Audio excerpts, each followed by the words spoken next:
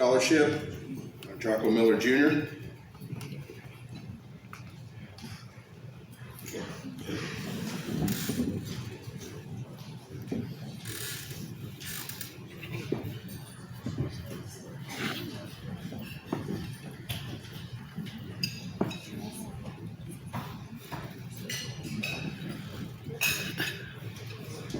All right, good evening, everyone. No, we're going to try that one more time. Good evening, everyone. Good evening. We're going to try that a third time. Good evening, everyone. Good evening. That's much better, much better. See, if you don't participate, then I'll be up here for 2.5 hours. We all want to get home, right? All right. Like I said, my name is Jocko Miller Jr. It is a pleasure for me to be here. Standing to my left is my cousin, Charity Adams. We are here to present the Leslie Adams Memorial Scholarship. Leslie was my first cousin and also the brother of Charity. When the season kicked off this year, I had the pleasure of finally coming home and watching a Brownwood Lion football game. Unfortunately for me, it had been 24 years since I had stepped in Gordon Wood Stadium. The last time I was in there was my senior year, and went off to New Mexico to play college ball. And in New Mexico, it's the land of enchantment, and I call it the land of entrapment because it wouldn't let me go for 20 plus years.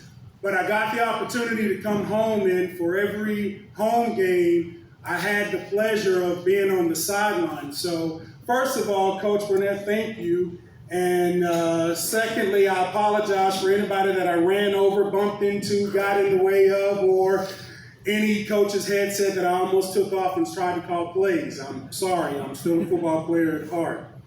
But it's a pleasure for us to be here. When we decided as a family to honor my cousin, we wanted to do it in a way that was long-lasting. We wanted to do it in a way that would also help a young man in whatever endeavor that he may be in. So to give you a little background of my cousin Leslie, he was born and raised here in Brownwood. He spent his days dreaming, much like a lot of you guys, of being a Brownwood Lion.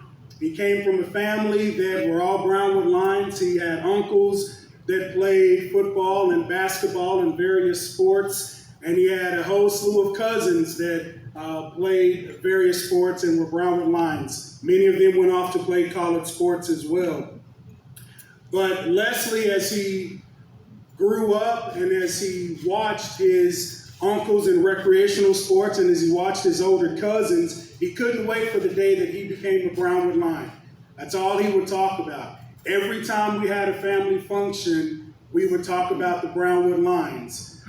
We would get in great debates on who's the greatest, or who should have won this, or who should have won this, or, everybody in my family calls me Tony, and they said, well, Tony, how come you didn't win a state championship? And that still hurts me to this day. But, we would have these great conversations about being a Brownwood Lion. When it was Leslie's turn to become a Brownwood Lion, he was so elated. He played every sport that he could physically get on the field or court. He particularly liked the aggressiveness of football.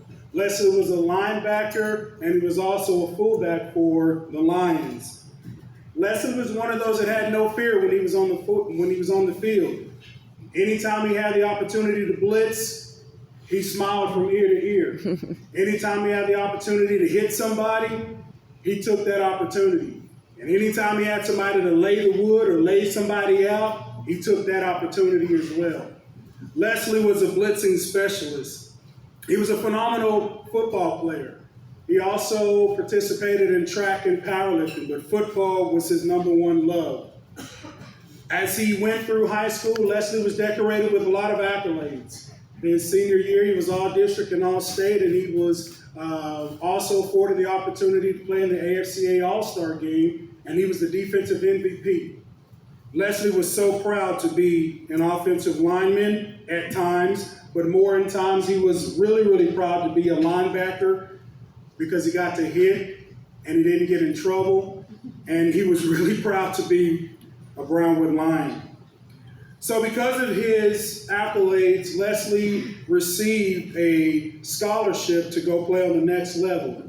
Many schools recruited Leslie in the Lone Star Conference. Many D1s looked at him and asked him to be a preferred walk-on.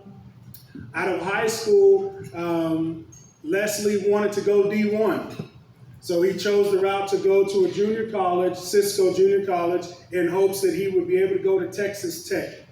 And at that point in time, I was done with my college playing days, and I was coaching on the college level, and I was recruiting hard Leslie Adams. And I wanted him to come and be in the green and silver, and I wanted him to play for his big cousin, but for 1 year that didn't happen, and I let him know about it. But 1 year later, as we recruited Leslie from Cisco Junior College, Leslie committed to Eastern New Mexico University in the Greyhounds. Once again, that guy who loved to hit people, who loved to sack people, who loved to blitz, did the very same thing in the Lone Star Conference against the Angelo States of the world, the Midwestern states, back then the Abilene Christians, the West Texas A&M, and so on. Leslie, once again, was a blitzing specialist. Because of his talent on the field, once again, he was awarded many awards. He was a Lone Star Conference first team. As great as Leslie was on the field, and I think by now you can understand he was really, really, really talented. But as great as he was on the field, he was an even better person. There wasn't a person that Leslie wouldn't reach out to. There wasn't a stranger that Leslie didn't know. There wasn't anyone that he wouldn't go and lend a hand. That was my cousin, Leslie. Sadly, Leslie in 2019 passed away. After battling diabetes for a long time, he succumbed to that horrible disease. But Leslie's memory lives on through his two children, Jacoby and Brookie, as we call her. His legacy also continues to live on through his family, through his sister. And now his legacy will continue through the Leslie Memorial Scholarship. So when we looked at giving this scholarship as a family, we thought, well, what are we going to base this on? How are we going to give this scholarship out? And I thought about something that Leslie and I talked about all the time. Back at Eastern New Mexico University, we had one mantra, and it came from George Washington Carver. Some of you may or may not know who George Washington Carver is. Or was, I should say. He was a peanut farmer. He invented 3 different ways to produce peanuts. And he lived by this one thing: take what you have with what you are, make something of it, and never be satisfied. That was our mantra at Eastern New Mexico University. That's what we instilled in all of our athletes day in and day out. And that's something that Leslie and I, outside of the field of play, talked about all the time. So I thought, well, what better way to judge a young man to see if he is able to receive this scholarship than go back to the George Washington Carver quote. So we did that. Tonight's recipient embodies all that Leslie stood for. He exemplifies that mantra. He's played varsity football since his sophomore year. He's made the greatest turnaround of anyone in the program heading into this year.